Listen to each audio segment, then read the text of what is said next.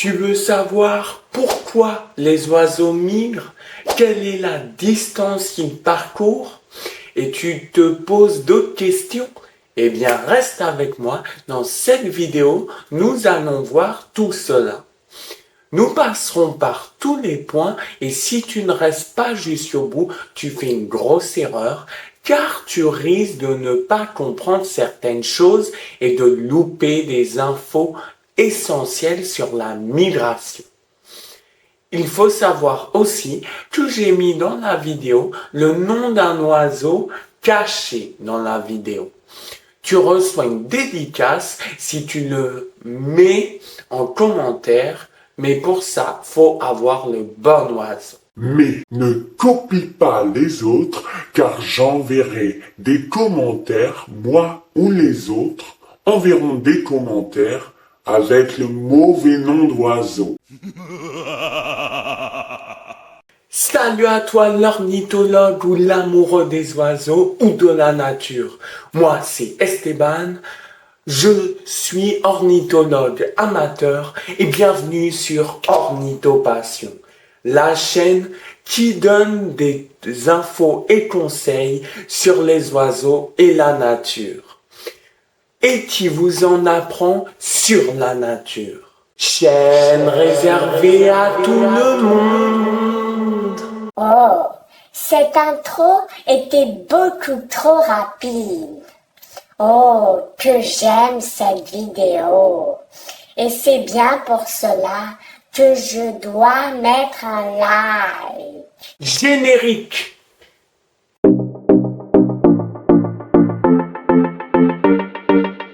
La migration des oiseaux se produit chaque année. Nous sommes au mois de septembre et la migration va débuter ce mois-ci. Mais qu'est-ce que c'est que la migration? Une première question que des personnes peuvent ne pas savoir la réponse. Et pour ceux qui le savent, revoyons ce que c'est. La migration consiste à ce qu'un oiseau change de pays ou se déplace à un autre endroit. Les oiseaux migrent car quand l'hiver est là, les insectes se font beaucoup plus rares. Pas, ils peuvent mourir de faim car ils peuvent ne plus trouver de nourriture. Et quand l'hiver est là, les insectes sont moins fréquents.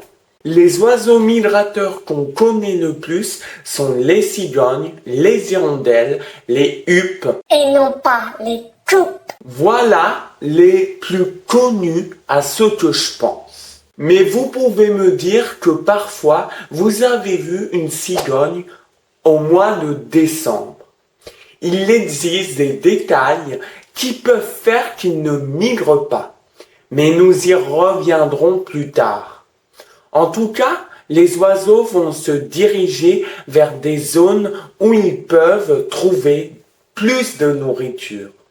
Par exemple, les oiseaux habitant proche de l'Antarctique, qui se nourrissent de crustacés enfouis sous la vase, vont se déplacer en France car la glace va recouvrir l'océan et ça sera beaucoup plus dur du coup de se nourrir. Et nous en France, c'est que les insectes sont moins abondants. Donc, la nourriture est moins abondante pour nos amis à plumes. Mais après, tous les oiseaux ne migrent pas. Nous avons la mésange, le chardonneret ou encore le moineau qui ne migrent pas. Durant la migration, plusieurs inconvénients sont là. Déjà, il ne fait pas forcément beau. Donc cela peut créer encore plus de difficultés ou plus de dépenses énergétiques à l'oiseau. Mais aussi il y a des dangers autres comme la chasse. En septembre, la chasse commence et se finit juste avant le printemps. Et bien là, la chasse pose un inconvénient pour les oiseaux car ils peuvent être tués accidentellement. Et du coup, cela est un autre danger qui peut survenir pour leur migration. Nous pouvons aussi avoir une tempête de sable quand ils arrivent en Afrique. Cela est aussi très dangereux pour leur survie. Mais après les oiseaux migrateurs, il faut savoir qu'ils connaissent bien le chemin car ils prennent toujours le même chemin, toujours les mêmes couloirs de migration. Et ils vont réemprunter les mêmes pour retourner en France que pour aller en Afrique.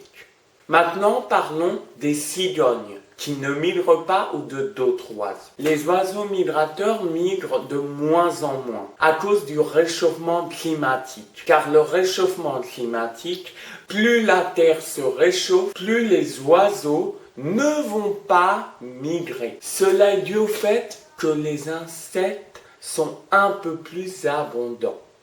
Et du coup, ils peuvent continuer à se nourrir.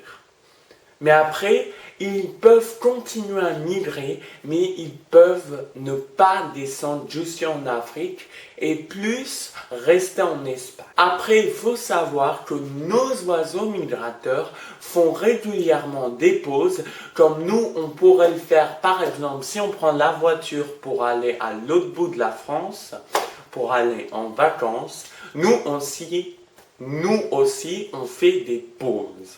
Et bien là, les oiseaux en font aussi.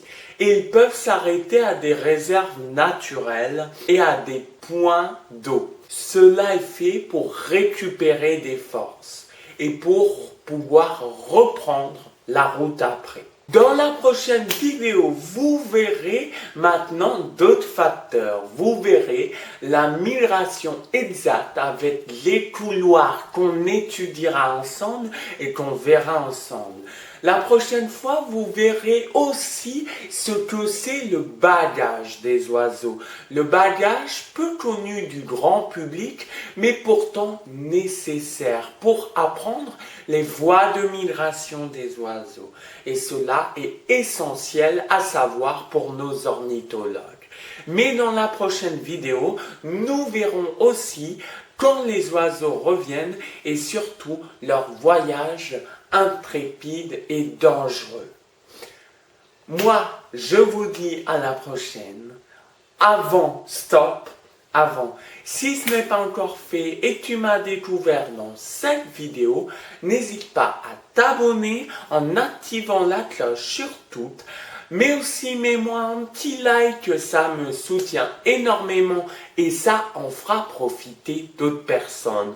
Donc si tu aimes mes conseils, n'hésite pas à mettre un petit like, comme ça il y aura plus de personnes qui pourront voir ces vidéos. Mais aussi n'hésite pas à partager pour augmenter ma visibilité et pour pouvoir mieux protéger les oiseaux après. Et n'hésite pas à mettre un petit commentaire. Et surtout, as-tu trouvé l'oiseau qui était dans la vidéo? Fais-le moi savoir dans les commentaires. Si tu ne l'as pas trouvé, interdiction de revenir en arrière. Tu n'avais qu'à le trouver. Tu auras peut-être plus de chance la prochaine fois.